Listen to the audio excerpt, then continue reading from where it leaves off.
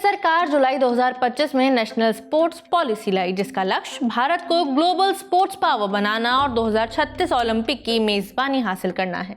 अब संसद के मॉनसून सेशन में national sports governance bill 2025 Lok Sabha में पेश किया गया है। ये बिल स्पोर्ट्स फेडरेशंस में पारदर्शिता, जवाबदेही और खिलाड़ी केंद्रित सुधार लाने पर केंद्रित है, लेकिन इसके कुछ प्रावधान विवादास्पद भी नजर आते हैं। ये प्रावधान क्या है और इससे कैसे टकराव की स्थिति उत्पन्न हो सकती है, समझेंगे इंडिया टुडे मैगजीन में छपी हिमांशु शेखर की इस रिपोर्ट के जरिए। नमस्ते, मेरा नाम खुशबू है और आप देख रहे हैं इंडिया टुडे हिंदी। दरअसल इस बिल के अंतर्गत स्पोर्ट्स फेडरेशंस को आरटीआई यानी राइट टू इंफॉर्मेशन और कंट्रोलर एंड ऑडिटर जनरल यानी सीएजी ऑडिट के दायरे में लाना विवादास्पद माना जा रहा है। इससे सरकार और स्पोर्ट्स फेडरेशंस के बीच टकराव की आशंका है। एक नेशनल स्पोर्ट्स फेडरेशन के अध्यक्ष ने नाम न छापने की शर्त पर चिंता जताई कि सरकार जो पैसे देती है उसका ऑडिट उसे कराना चाहिए, पर हम खेल की ज़रूरतों के लिए अक्सर खुद पैसे जुटाते हैं। सरकार ऑडिट चाहती है तो उसे खर्च की पूरी जिम्मेदारी उठानी चाहिए। 2011 में यूपीए सरकार ने स्पोर्ट्स फेडरेशंस को आरटीआई के दायरे में लाने की कोशिश की थी, जो नाकाम रही। 2017 में मोदी सरकार का नेशनल स्पोर्ट्स कोड के जरिए स्पोर्ट्स फेडरेशंस के रेगुलेशन की कोशिश भी फेल ही हुई। क्या ये बिल अब पास होगा? हमने नेशनल और इंटरनेशनल फेडरेशन खिलाड़ियों, कोचों और आईओसी इंटरनेशनल ओलंपिक कमेटी से चर्चा की। 600 सुझाव मिले। फीफा से बात करने के लिए अधिकारी उनके हेडक्वार्टर गए।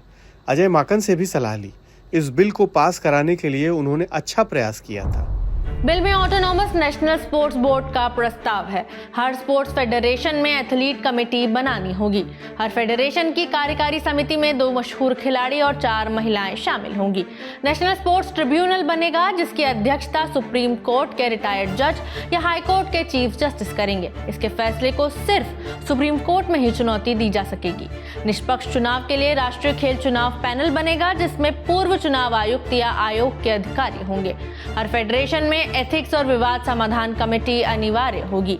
स्पोर्ट्स ऑर्गेनाइजेशंस कार्यकारी समिति में 15 सदस्य होंगे, जिनकी न्यूनतम उम्र 25 साल होगी। अध्यक्ष महासचिव का बैकग्राउंड खेल या खेल प्रशासन से ही होगा। अधिकतम उम्र 70 साल और खास मामलों में 75 और कार्यकाल 12 साल का होगा।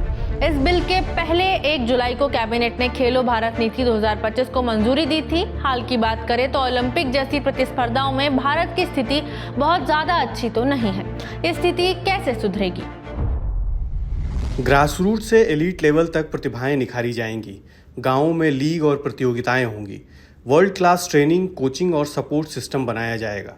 नीति में स्पोर्ट्स साइंस, साइकोलॉजी और टेक्नोलॉजी पर जोर है। पैरालंपिक को बढ़ावा, विदेशी भारतीय प्रतिभाओं को जोड़ना और स्पोर्ट्स टूरिज्म भी इसमें शामिल है। भारत स्पोर्ट्स प्रोडक्ट्स के मैन्युफैक्चरिंग हब के तौर पर उभरे, इसके लिए भी काम करने की बात कही गई है। 2022 में भारत दुनिया का 22वां सबसे बड़ा स्पोर्ट्स गुड्स एक्सपोर्टर था। भारत में जितने स्पोर्ट्स प्रोडक्ट बनते हैं उसका तकरीबन 60% एक्सपोर्ट होता है। 2023-24 में भारत का एक्सपोर्ट करीब 4,587 करोड़ रुपए था। भारत में बने sports product America, Britain, Australia समेत तकरीबन 150 देशों में जाते हैं। नई नीति में खिलाड़ियों के लिए और क्या प्रावधान है, जानेंगे हमारे साथी हिमांशु शेखर से। देखिए सर, फंडिंग को लेकर के एक अनूठा प्रयोग किया गया है, जिसमें कि कॉन्सेप्ट है कि 1 corporate 1 sports, 1 PSU 1 sports, 1 corporate 1 venue, 1 person 1 athlete. यानी कि जो कॉर्पोरेट वर्ल्ड के लोग हैं और जो पीएसयूज हैं, उनसे उनका इन्वॉल्वमेंट बढ़ाया जाए और उनसे फंड लेके अलग अलग खेलों का ग्रोथ हो, उसके लिए ये चीज़ इसमें लाई गई है। ये पहले खेल में पहले भी सीएसआर फंडिंग होती थी, लेकिन इस तरीके से उसको ऑर्गेनाइज नहीं किया गया था। इसका एक्सपेरिमेंट जो है वो जब जो अभी स्पोर्ट्स मिनिस्टर हैं, जब वो हेल्थ मिनिस्टर थे, तो उस समय उन्होंने एक निक्षय मित्र योजना लॉन्च की थी टीबी मुक्त भारत बनाने के लिए।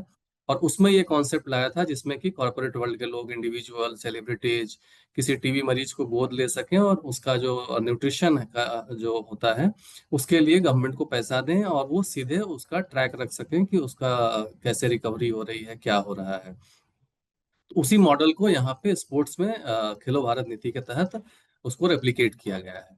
एक चर्चा ये है कि बीसीसीआई को आरटीआई के दायरे में नहीं रखा जाएगा। स्पोर्ट्स मिनिस्टर ने जो बोला है वो ये कहा है कि हम एज सच बीसीसीआई को कोई एक्सेप्शन नहीं दे रहे हैं।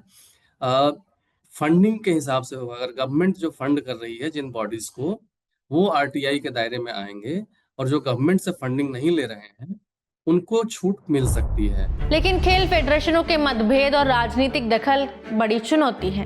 क्या ये स्पोर्ट्स बिल भारत के खिलाड़ियों की बेहतरी की दिशा में सकारात्मक बदलाव ला पाएगा?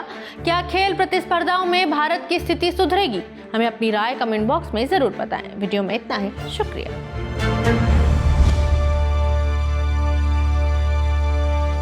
इसी तरह की तसल्ली से भरी हुई एक्सक्लूसिव रिपोर्ट्स देखने के लिए सब्सक्राइब करें इंडिया टुडे हिंदी का YouTube चैनल और बेल आइकन जरूर प्रेस करें ताकि वीडियो अपलोड होते ही आपको खबर हो जाए।